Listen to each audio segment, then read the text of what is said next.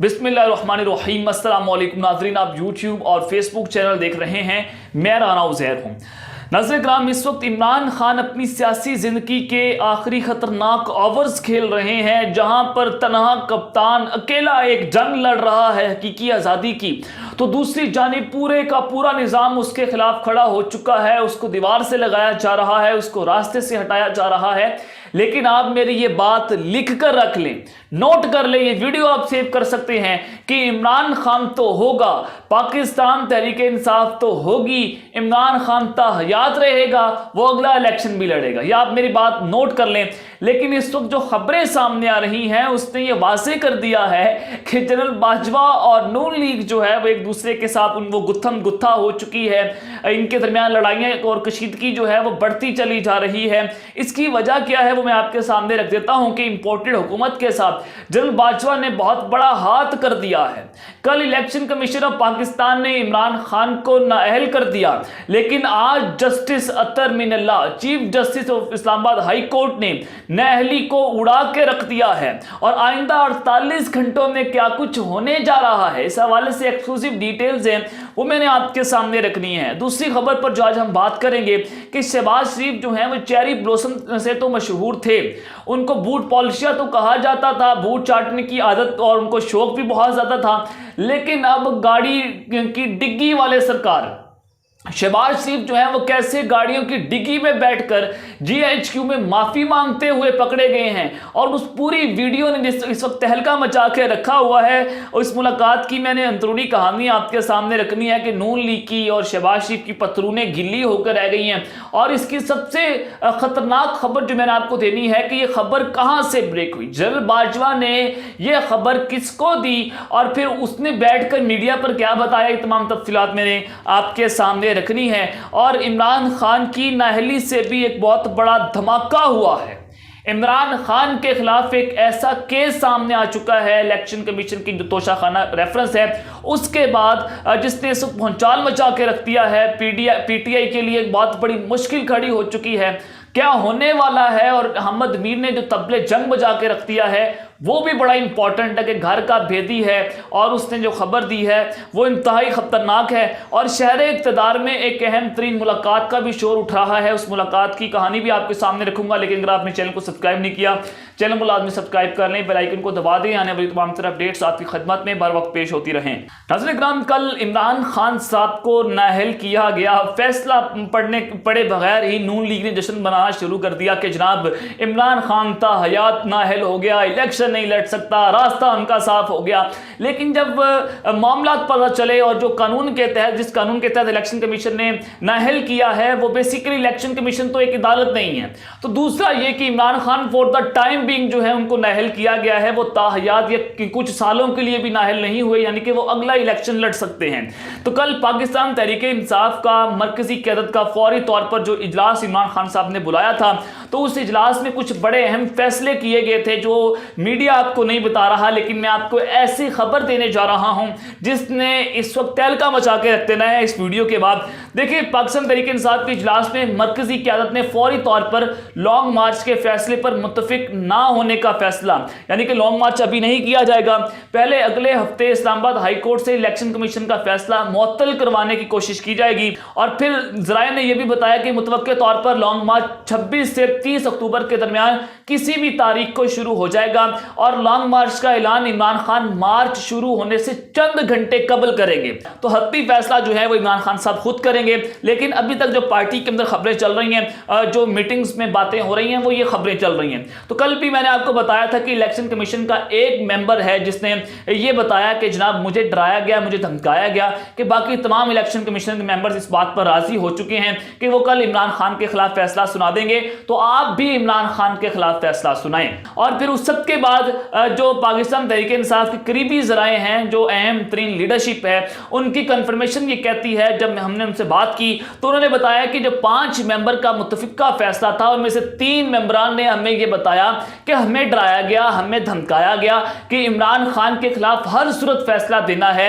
लेकिन वो सारे के सारे डट के थे कि हम ऐसा काम नहीं कर सकते। लेकिन जब उनको मजीद डराया और धमकाया गया तो उन्होंने इस बात का फैसला किया कि हम ये बात इमरान खान साहब तक पहुंचाएंगे। तो इमरान खान के खिलाफ ये फैसला डरा धमका कर दिलवाया गया है और इसमें कोई ट्रांसपेरेंसी जो है वो साबित नहीं हो रही। और फिर उस सबके बाद पाकिस्तान तहरीक इंसाफ जो है वो इस्लामाबाद हाई कोर्ट पहुंच गई और जस्टिस अतर मिनल्ला की अदालत पर पूरी की पूरी पीटीआई की नजरें जम चुकी हैं और पाकिस्तान तहरीक इंसाफ पूरी इत्मीनान है कि जस्टिस अतर मिनल्ला की अदालत जो है वो इस केस को उड़ा के रख देगी। और इमरान खान की नाअहली का फैसला इस्लामाबाद हाई कोर्ट में चैलेंज कर दिया गया और इस्लामाबाद हाई कोर्ट की जानिब से बताया गया कि इस रेफरेंस का जो मामला है वो आज नहीं सुना जा सकती समाअत, बल्कि ये समाअत जो है वो पीर को होगी और ये फैसला ठुस हो जाएगा 3-4 समातों में। तो इस सबके बाद अब इलेक्शन कमीशन ने जल्दबाजी में तो ये फैसला कर दिया, इमरान खान को नाअहल कर दिया। लेकिन नाज़रीन मैं ये खबर आपको सामने रख देता हूं, बहुत सारे सहाफ़ियों ने भी इसको रिपोर्ट किया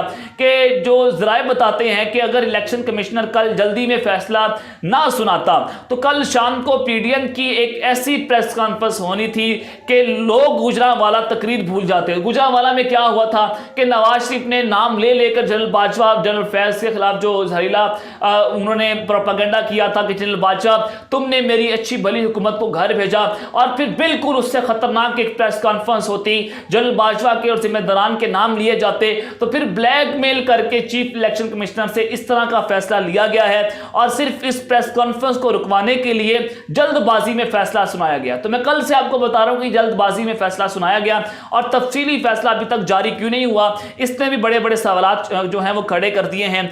तो इस सब के अंदर अब जो अहम राब्तों का इंकशाफ हो रहा है और चेहरे इक़्तिदार में अहम तरीन मुलाकात जो है वो इस वक्त सामने आ रही है, वो बड़ा इंपॉर्टेंट है। सीनियर सहाफ़ी हैं इंसार अब्बासी साहब, उनकी खबर आप स्क्रीन के ऊपर देख सकते हैं कि हुकूमत और पीटीआई के दरमियान अहम राब्तों का इंकशाफ। पीटीआई आम इंतखाबात जल्द करवाने पर बाज़िद पीडीएम की क़यादत अपनी हुकूमत की मुकम्मल मुद्दत करने पर इसरार करती रही है। उन्होंने कहा कि जनाब जिसमें जो राब्ते हुए हैं और उसमें इमरान खान साहब और जो हुकूमत के नुमाइंदगान हैं उनकी बराह रास्त बताई जा रही कि ये मुलाकात हुई है और निसार अब्बासी के मुताबिक ये मुलाकात जो है वो 2 रोज़ कबल हुई है, जिसमें पाकिस्तान तहरीक इंसाफ ने आम इंतखाबात का मुतालबा किया, लेकिन हुकूमत जो है वो आइंदा साल मार्च या अप्रैल 2023 में इलेक्शन करवाने के हवाले से तैयार हो रही है। ये खबर तो मैं आपको बहुत पहले से दे रहा था कि पिंडी प्लान जो है उसके मुताबिक मार्च या अप्रैल में इलेक्शन होंगे और ये नवंबर के अंदर हुकूमत घर चली जाएगी। ये मैं आपको बहुत बड़ी खबर दे रहा हूं। तो इस सब के अंदर अब जो अहमद मीर ने तबले जंग बजा के रख दिया है, ये बड़ा इंपॉर्टेंट है कि इमरान खान की नाअहली से भी एक बहुत बड़ा धमाका किया गया है, जिसने इस वक्त पाकिस्तान तहरीक इंसाफ के लिए बहुत बड़ी मुसीबत खड़ी कर दी है। अहमद मीर ने कहा कि इमरान खान की नाअहली जो है वो मामूली सी बात है, क्योंकि इमरान खान एक टर्म के लिए नाअहल हुए हैं, अगला इलेक्शन लड़ सकते हैं। उन्होंने ये बात की कि इमरान खान कबल अज़ वक्त इंतखाबात का मुतालबा कर रहे हैं जो आइंदा साल मार्च में हो या सितंबर में या अक्टूबर में हो, जब भी होंगे तो इमरान खान इलेक्शन लड़ सकते हैं, जबकि कौमी असम्बली से उन्होंने इस्तीफा दिया हुआ है, जिसके बाद वो असम्बली में जा नहीं सकते। अहमद मीर ने जो सबसे बड़ी यहाँ पर खबर थी, उन्होंने कहा कि इलेक्शन कमीशन का इमरान खान की नाअहली से मुतल्लिक जो फैसला आया है वो तो हल्का सा झटका है, क्योंकि शहबाज शरीफ की हुकूमत कुछ और केसों पर काम कर रही है जिसमें इमरान खान की ताहयात नाअहली हो सकती है। अहमद मीर ने मजीद वजाहत की, उन्होंने कहा कि उनमें फॉरेन फंडिंग का केस शामिल है। अब एक और तलवार इमरान खान पर लटक रही है, क्यों, जबकि कुछ बैंकों के चेक्स भी उनके हाथ लगे हैं जिनकी कॉपियां मैंने देखी हैं। अहमद मीर ने कहा कि मैंने वो कॉपियां देख ली हैं, अब इमरान खान नाअहल हो जाएंगे। ये अहमद मीर का बहुत पुराना वतीरा है कि जी अभी भी मैं यहां से उठ के आया हूं, अभी भी मुझे ये खबर मिली है, लेकिन झूठ के पलंदे के ऊपर ये खबरें देते हैं, होता इसमें कुछ नहीं है, खोदा पहाड़ निकला चूहा। पहले ये तोशा खाना पर शोर मचा रहे थे, अब जनाब वहां से इनको पता चला कि हमारे साथ बहुत बड़ा हाथ हो गया है, तो जनाब अब ये फॉरेन फंडिंग केस लेकर आ चुके हैं और फॉरेन फंडिंग भी ममनुआ फंडिंग निकली। तो ममनुआ फंडिंग में आइन के मुताबिक वो जो रकम है उसको सिर्फ जब्त किया जा सकता है। फॉरेन फंडिंग पर पार्टी जो है वो जनाब उनको बैन किया जा सकता है या इमरान खान को सजा हो सकती है। तो ये बहुत बड़ी मामलात नहीं है। तो ये नाज़रीन किराम अहमद मीर ने कहा कि अगर इसके बाद इमरान खान के खिलाफ कोई केस बनता है तो वो ज़्यादा संगीन होगा और इससे वाज़ेह होता है कि हुकूमत की सफ़ों में इस वक्त हलचल और खलबली जो है वो मची हुई है। तो अब जो सबसे बड़ी ब्रेकिंग न्यूज़ है उसके ऊपर बात कर लेते हैं कि शहबाज शरीफ जो है उनके हवाले से ये कहा जाता था कि जनाब वो चेरी ब्लॉसम है, बूट पॉलिशियाँ हैं और वो हाथ पाँव और गोडों को हाथ लगाकर हुकूमत में आए हुए हैं और उन्होंने जिस तरह से बूट चाटने का कोर्स किया हुआ है और ये कोर्स बड़ा पुराना कोर्स है और ये हमेशा से बूट चाट की सियासत करते रहे और पाकिस्तान में डील और NRO के तहत ही शरीफ खानदान पाकिस्तान पर मुसल्लत रहा। तो इस हद के बाद अब एक ऐसी खबर सामने आई है कि चेरी ब्लॉसम तक का सफ़र वो अब मज़ीद आगे बढ़ता चला जा रहा है, मज़ीद मंजिलें तय करता जा रहा है और ये मंजिल जो है वो डिग्गी वाली सरकार तक जा पहुंची है। अब इनको डिग्गी वाली सरकार का खिताब दिया गया है कि कार की डिग्गी में बैठकर एक बड़ी अहम मुलाकात हुई है। सबसे पहले आपने ये क्लिप देखना है जो इजाजुल हक हैं और ये मुख्तदर हलकों और जनरल बाजवा के कासिद समझे जाते हैं। इन्होंने जनाब बहुत बड़ी खबर दी है और ये मैं फिर बताता हूँ कि खबर जनरल बाजवा ने कैसे और किसको दी। जरा सबसे पहले इजाजुल हक का ये आपने थोड़ा सा ये सुनना है कि जनाब वो क्या कह रहे हैं। कारों की डिग्गी में बैठकर जाते रहे आर्मी हाउस और दीगर जगहों पे, तो ये कहना कि जी इमरान खान की मुलाकात जो बहुत बड़ी बात हो गई, तोशा खाना का जो इल्जाम लग गया वो बहुत बड़ी बात हो गई। यहाँ ऐसे लोग हैं जो कारों की डिग्गी में बैठ के कौन गया था सर? कार की डिग्गी में बैठकर कौन गया था, ये नदीम मलिक ने सवाल किया। समान न्यूज पर ये उनका इंटरव्यू हो रहा था इजाजुल हक का। कारों की डिग्गी में बैठकर जो गए थे, आप पूछें आज जो वजीर आजम है वो गए थे और कौन गया था? के कार की डिग्गी में बैठकर आज जो वज़ीर आज़म थे वो GHQ गए थे। क्या लेने गए थे? NRO लेने गए थे और गाड़ी की डिग्गी में बैठकर ये आर्मी से मिलने गए थे, आर्मी चीफ से मिलने गए थे। और वो गाड़ी जो है वो कौन ड्राइव कर रहा था? मुबैना तौर पर नाम सामने आ रहा है मलिक अहमद खान साहब का, जो कि मुख्तदर हलकों के बहुत बड़े जनाब उनके करीबी हैं, उनके ताल्लुकात हैं और उनको वज़ीर आला पंजाब बनाने के हवाले से भी मुख्तदर हलकों ने बड़ी जनाब कोशिशें की थी। तो इजाजुल हक आगे क्या कह रहे हैं जरा वो भी सुनिएगा। कितनी मुलाकातें हुई थी आर्मी हाउस में, जरा उसका रिकॉर्ड निकलवाएं और आपको पता लग जाएगा कि ये किस तरह गए थे मिलने। कितनी मुलाकातें हुई थी आर्मी हाउस में? एक मुलाकात नहीं बल्कि कई बार शहबाज शरीफ गाड़ियों की डिग्गी में बैठकर GHQ में गए थे और आर्मी चीफ से मुलाकातें करते रहे थे, NRO की भीख मांग रहे थे और गाड़ी की डिग्गी में बैठकर वो इंपोर्टेड वज़ीर आज़म भी बने हैं। तो जनाब गाड़ी की डिग्गियां मशहूर हो चुकी हैं, आप भी गाड़ी की डिग्गी में बैठें और कहीं का सफर करें, किसी से मिलें और आप भी पाकिस्तान के वज़ीर आज़म जो है वो बन जाएंगे। वाकया सर क्या के दौरे हुकूमत की बात है जी? ये इमरान खान के दौरे हुकूमत की बात है। ये ऐसी ये कब का वाकया है? ये इमरान खान के दौरे हुकूमत का वाकया। जब इमरान खान साहब हुकूमत में थे तब शहबाज शरीफ गाड़ियों की डिग्गी में बैठकर GHQ जनरल बाजवा से मिलने जाया करते थे। उन्होंने कहा ये तो ऐसी NRO नहीं हो गए जो NRO डीलें हुई हैं, ये कोई मामूली सी बात नहीं है, इसके पीछे बहुत बड़ी मेहनत की है शहबाज शरीफ ने, उसके पीछे उसने बड़े पापड़ बेले हैं, गाड़ियों को डिग्गी में बैठकर जाता रहा है। तो ये बहुत बड़ी खबर दी गई है। ये जनरल बाजवा के बड़े करीब है, ये इमरान खान साहब के बड़े करीबी साथी हैं और ये इस्टेब्लिशमेंट कासी समझे जाते हैं।